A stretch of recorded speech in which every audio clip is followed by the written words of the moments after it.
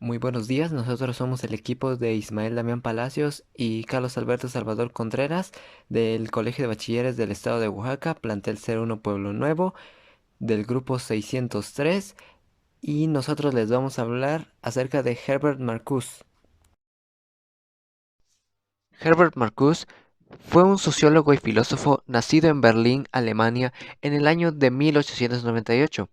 conocido por sus pensamientos críticos a la sociedad capitalista, lo que lo consagró como una de las más relevantes personalidades de la primera generación de la Escuela de Frankfurt. Los pensamientos críticos de Marcuse inicialmente se vieron influenciados en su formación por George Hegel, Karl Marx, George Lukács y Max Weber, intelectuales e investigadores que promovieron las teorías del psicólogo alemán Sigmund Freud en la Escuela de Frankfurt. Fue parte del Instituto para la Investigación Social de Frankfurt, un apartado de la misma escuela de filosofía, junto con Theodor Adorno y Max Horkheimer. Hacia el final de la Segunda Guerra Mundial, Marcuse fue considerado uno de los miembros de la Escuela de Frankfurt con la más marcada y expresa tendencia izquierdista, ya que él mismo solía identificarse como un marxista, un socialista y hegeliano, así como también promovió diversas teorías emancipadoras y movimientos protestantes juveniles. Como miembro de la Escuela de Frankfurt y del Instituto de Investigaciones Sociales de la misma, Marcuse se involucró profundamente en sus proyectos de trabajo interdisciplinario, los cuales incluían un modelo para la teoría social crítica, el desarrollo de una teoría de la nueva etapa del Estado y el capitalismo monopolista, la articulación de las relaciones entre la filosofía social, la teoría y la crítica cultural, y un análisis sistemático del fascismo alemán. Marcuse, ya identificado con la teoría crítica del instituto, estuvo cerca de Max Horkheimer, T.W. Adorno y otros colegas del mencionado instituto, lo cual lo derivó en la génesis de su marxismo crítico, de base antipositivista y derivado lógicamente de la crítica a la dialéctica hegeliana. Marcuse vivió una experiencia decisiva al entrar en contacto con Max Horkheimer. Su influencia se tradujo en una verdadera transformación de su pensamiento, que entonces se liberó de su subordinación a la concepción hegeliana.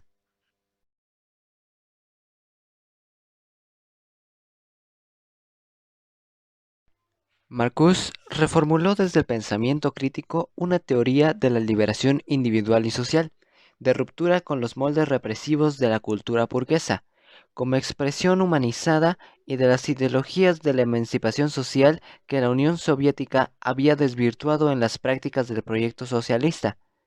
Marcuse, que se mueve entre los pensamientos de Marx y Freud, denuncia la teoría cultural de Freud por pesimista y entiende la cultura no como sublimación represiva, sino como la libre expresión del eros, el principio del placer y de la dimensión lúdica. Su visión estuvo estrechamente relacionada con los movimientos generacionales y contraculturales de los años 60.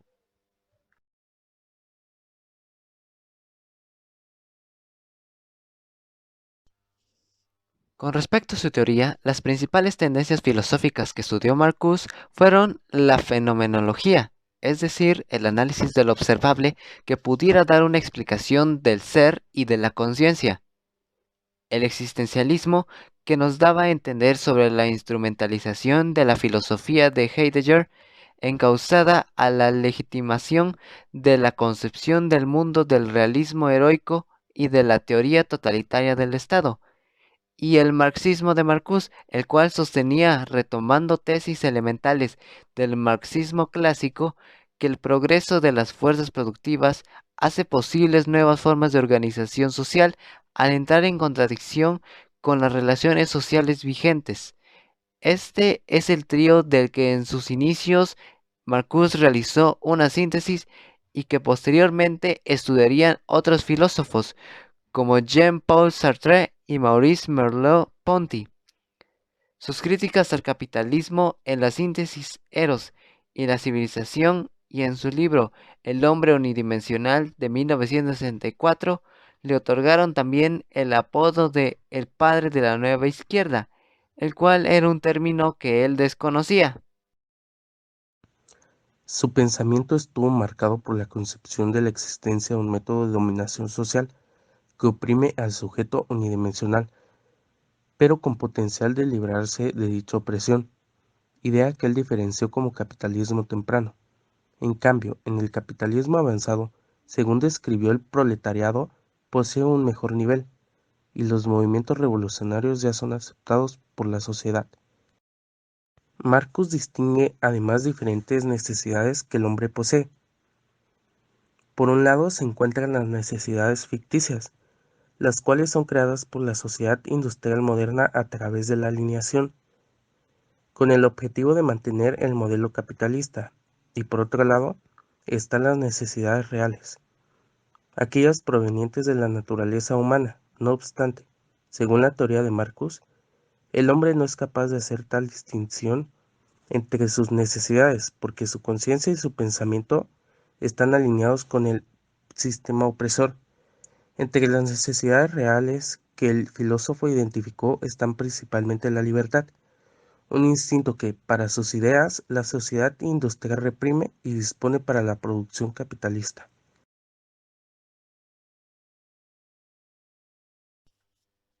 Ante tal distinción entre las necesidades del hombre, se aprecia la influencia freudiana de las tres instancias de la conciencia: el ello, que son las necesidades primitivas humanas; el yo, que es el punto mediador entre los estímulos del hombre y su entorno social; y el superyo, que representa la instancia moral.